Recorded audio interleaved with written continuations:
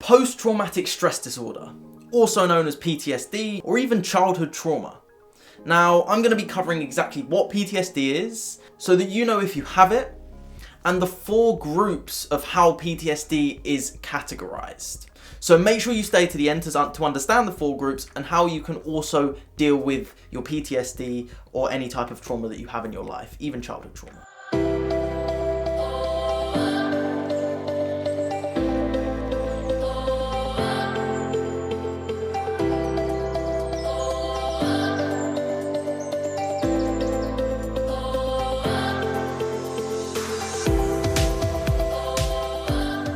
Welcome back to another video. I'm Max Hindle I, and I help entrepreneurs release childhood trauma so that they can live a powerful life without going through years of therapy.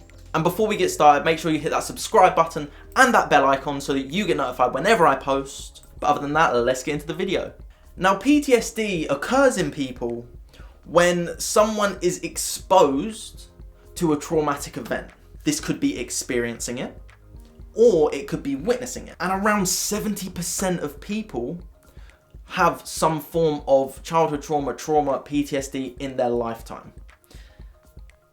So it's highly likely that a lot of people, including myself, have been through trauma in our lives. And you deserve to release it completely. So the type of events you're going to see are sexual assaults, warfare, natural disasters, threats on someone's life.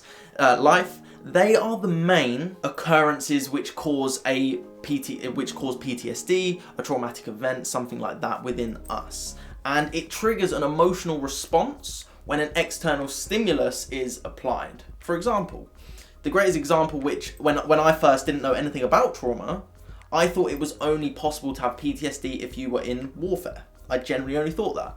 And didn't mean I was wrong, I was wrong, but I just wasn't open up to what it actually was.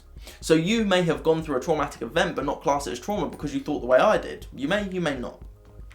But the external stimulus is a firework being shot off and someone who's got PTSD from war assuming that that is a bomb, a gunshot, anything like that. Because they are emotionally associating their previous experiences with a current experience. And the reason they do this is their nervous system, their fight or flight response, is acting to save them.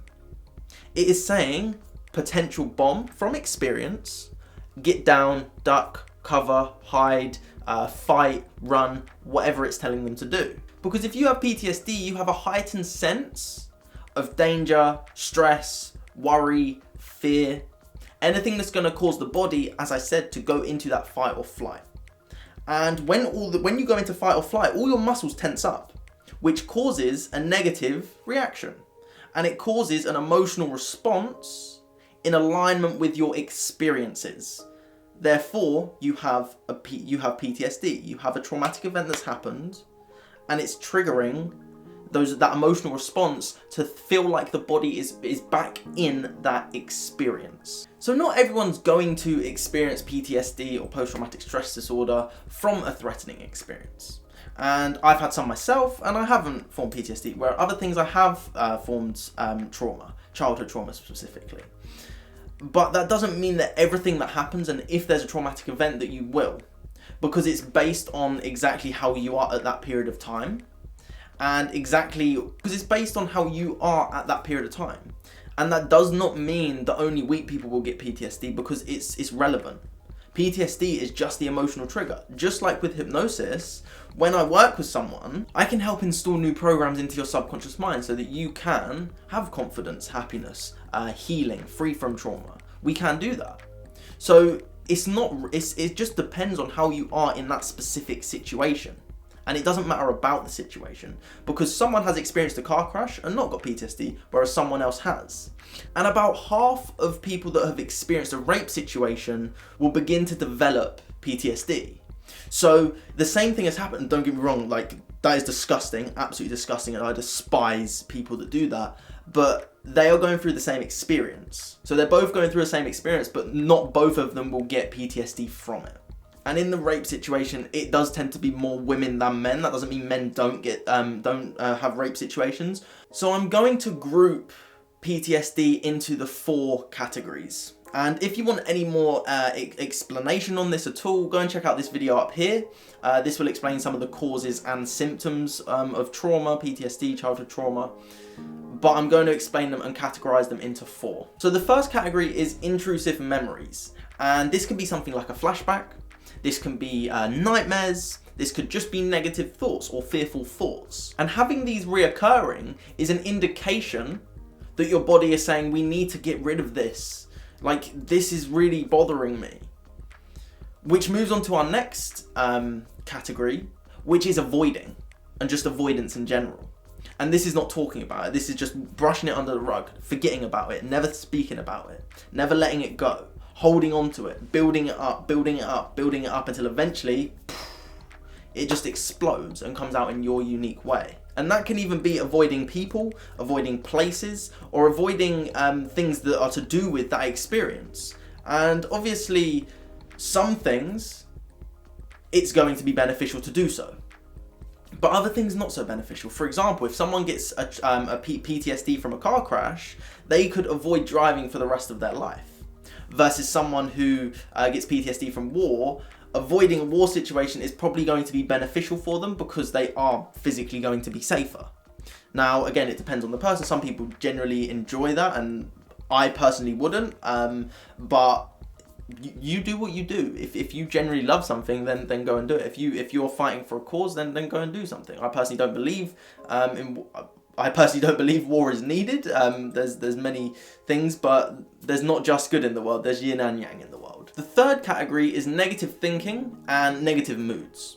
So obviously negative thinking, we have those negative thoughts, feeling guilty, we blame, we detach, we shut off, we struggle to maintain relationships, we struggle with concentration, we have memory problems, and we just feel that hopelessness. And essentially what I want to be able to give people, that's why I make these videos for completely free, is I want to give you hopefulness. I want to help you realize, yeah, I may be here right now. Yes, this may be tough. And I'm not discounting anything at all, because I know what that's like. I've been in that place. But I want to give you that hopefulness, something to strive towards, something to do, because you deserve it. So the fourth category is changing in physical and emotional reactions.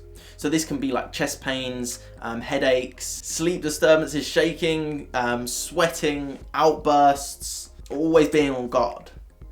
As I said, the firework analogy, a firework goes off, the person that's been in war and has PTSD is going to duck, cover, hide, or fight. They're going to move into that fight or flight response. And when your body is in that fight or flight response, it's in survival, not creation. So we're thinking about, when we're in that place, we're thinking about how can I survive? We're not thinking about how can I change and adapt my life. We're going to constantly be on that run, or we're going to be fighting back. We're not moving into the present moment, which is essential to create our life.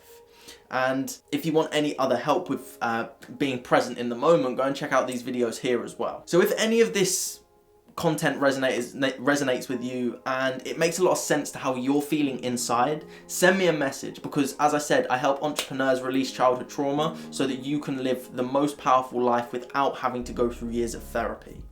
So send me a message or head over to my website and schedule in a free 30-minute call so that we can do that.